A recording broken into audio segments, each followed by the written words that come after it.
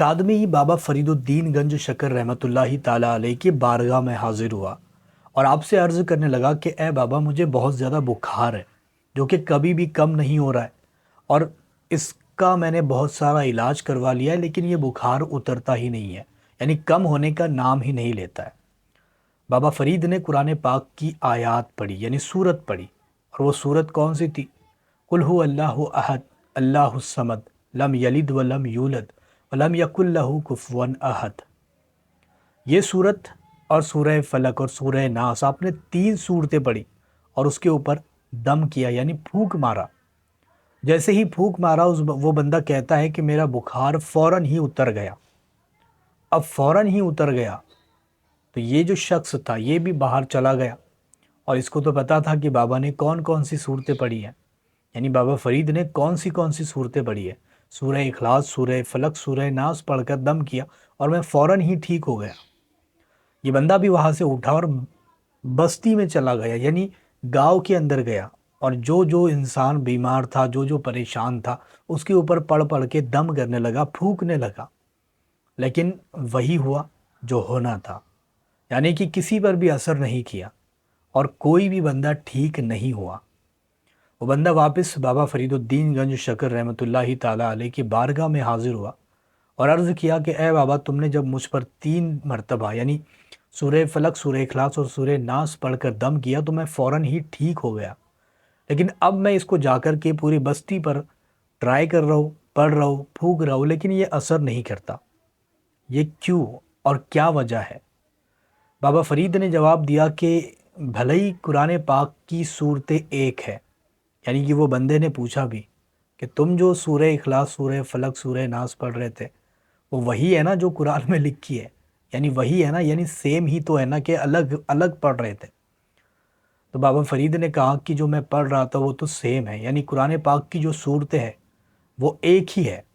لیکن اس کے لیے منہ بابا فرید کا چاہیے، یعنی کہ اس کے لیے منہ تقوی والا چاہیے، اور اس کے لیے ایسا منہ چاہیے جو اثر کرے۔ اور بابا فرید نے یہ بھی بتایا کہ میں نے یہ بہت زیادہ اپنے آپ کو، اپنے زبان میں تاثیر بھری ہے، یعنی حاصل کیا ہے، اور یہ تاثیر مجھے کس چیز سے ملی ہے؟ اب اس کے متعلق بہت سارے راویوں کا الگ الگ اختلاف ہے۔ کوئی کہتا ہے کہ بابا فرید یا حیو یا قیوم کا ورد کیا کرتے تھے، کوئی کہتا ہے کہ یا اللہ یا حیو یا قیوم پڑھا کرتے تھے، اور کسی کا کچھ کہنا ہے۔ تو میں آپ کو جو طریقہ بتاتا ہوں جو کہ بابا فرید الدین گنج شکر رحمۃ اللہ تعالیٰ علیہ کا خود کا وظیفہ ہے، یعنی کہ خود آپ اس کو پڑھا کرتے تھے، اور جو بھی بندہ آتا، جو بھی پریشان حال آتا، اور آپ کی زبان میں جو تاثیر رب نے رکھی تھی وہ بھی اسی عبارت کی برکت سے رکھی تھی، یعنی اسی اسم اعظموں کی برکت سے رکھی تھی۔ اب وہ اسم اعظم کون سے؟ سب سے پہلے تو آپ یہ سن لیں، وہ اسم اعظم ہے یا اللہ یا رحمان یا رحیم یا حی یا قیوم یا ذوالجلال والاکرام۔ اب یہ جو اسم اعظم میں نے آپ کو بتایا ہے یہ اتنے زیادہ تاثیر رکھنے والے اسم اعظم ہیں کہ جو کوئی بندہ اس کا ورد اپنے پلے باندھ لے، یعنی ڈیلی کا اس کو ذکر کرے، ڈیلی اس کو پڑھنے کا روٹین بنائے، تو اللہ تبارک و تعالیٰ اس کی زبان میں ایسی تاثیر رکھ دے گا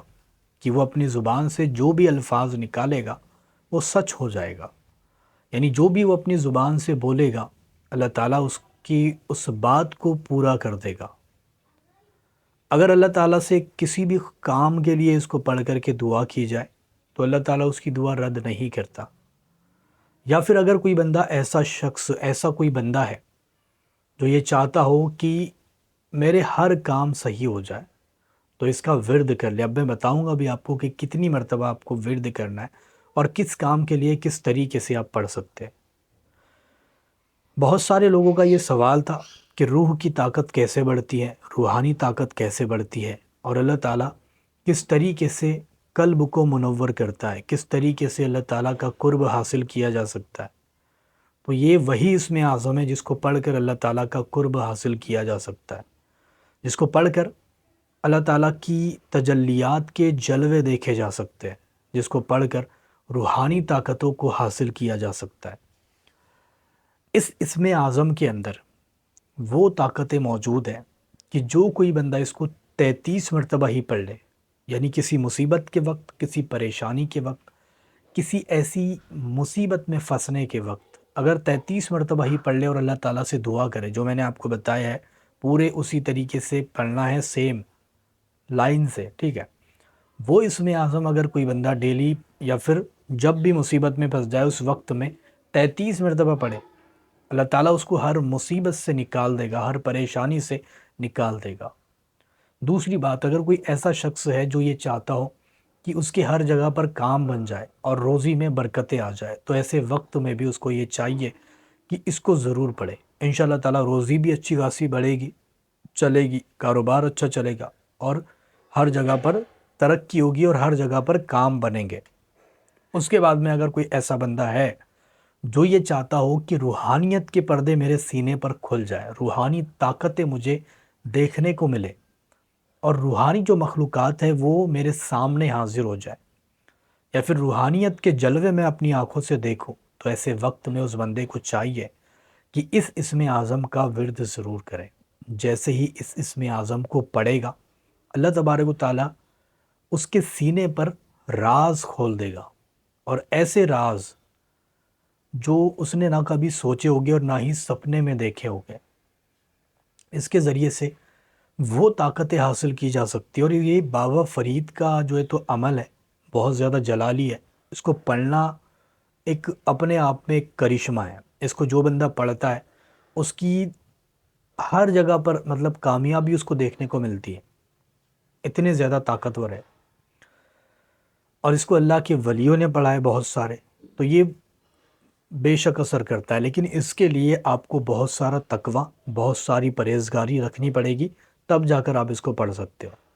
لیکن اگر آپ روحانی طاقت حاصل کرنا چاہتے ہو، اس کے جلوے اپنی آنکھوں سے دیکھنا چاہتے ہو، تو ایسے وقت میں آپ کو چاہیے کہ اس اسم اعظموں کو جو میں نے آپ کو بتایا ہے،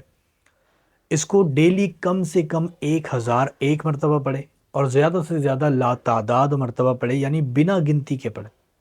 اب جب بنا گنتی کے آپ پڑھو گے تو اللہ تبارک و تعالیٰ آپ کے سینے پر علم لدنی بھی کھول دے گا، اور آپ کے سینے پر قرب الہی کھلنے لگے گا، آپ کا سینہ منور ہونے لگے گا،